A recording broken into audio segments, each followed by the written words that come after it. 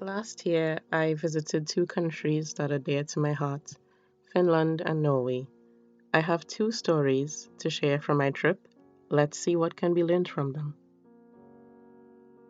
The first one took place while walking through the streets of Tampere, Finland, with a friend. In between conversations about some interesting topic, a man materialized on our path. He was African and obviously unaware of the value that Finns place on personal space. Who just walks up to you out of the blue in Finland, of all places? Being from the Caribbean, I was looking forward to 5 weeks with no street harassment at all, so I was a bit disappointed.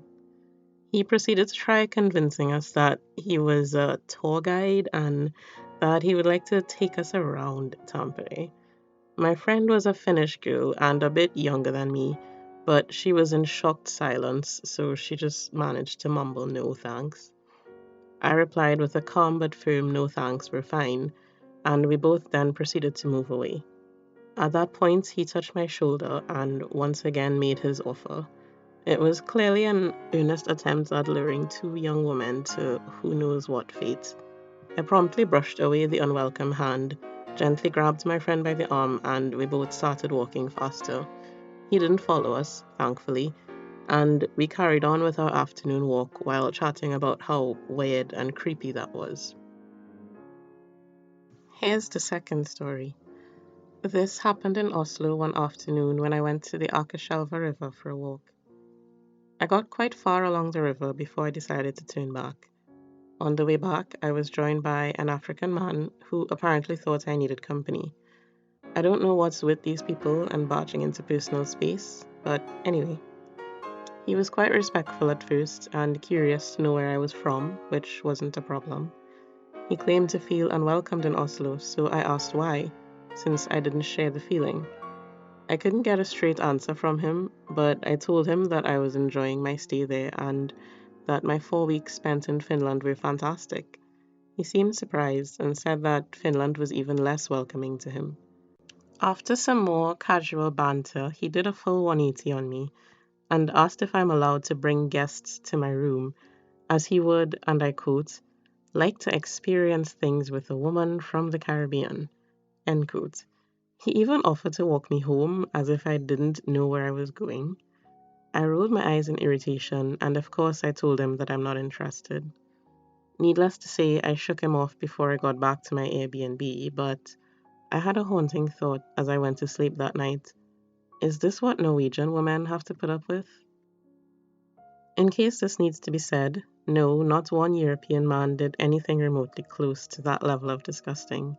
In fact, they were all sweethearts to me.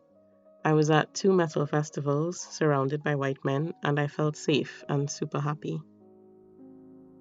So let's now see what can be learnt from these stories.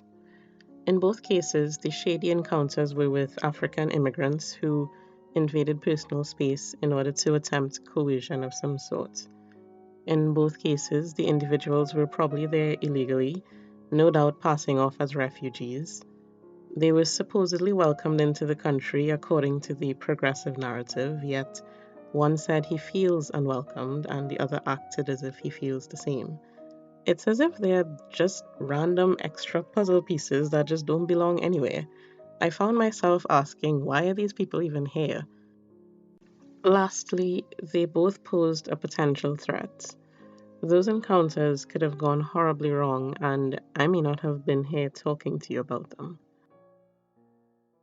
You may think that this isn't significant, but for me it was.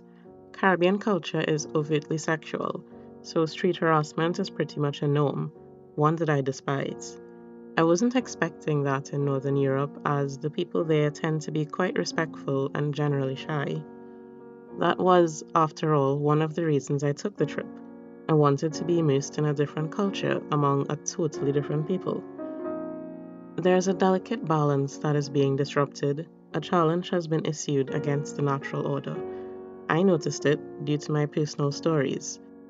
Instead of chanting, diversity is our strength, consider the cost of diversity. It will be paid by the women and daughters of Europe and by future generations.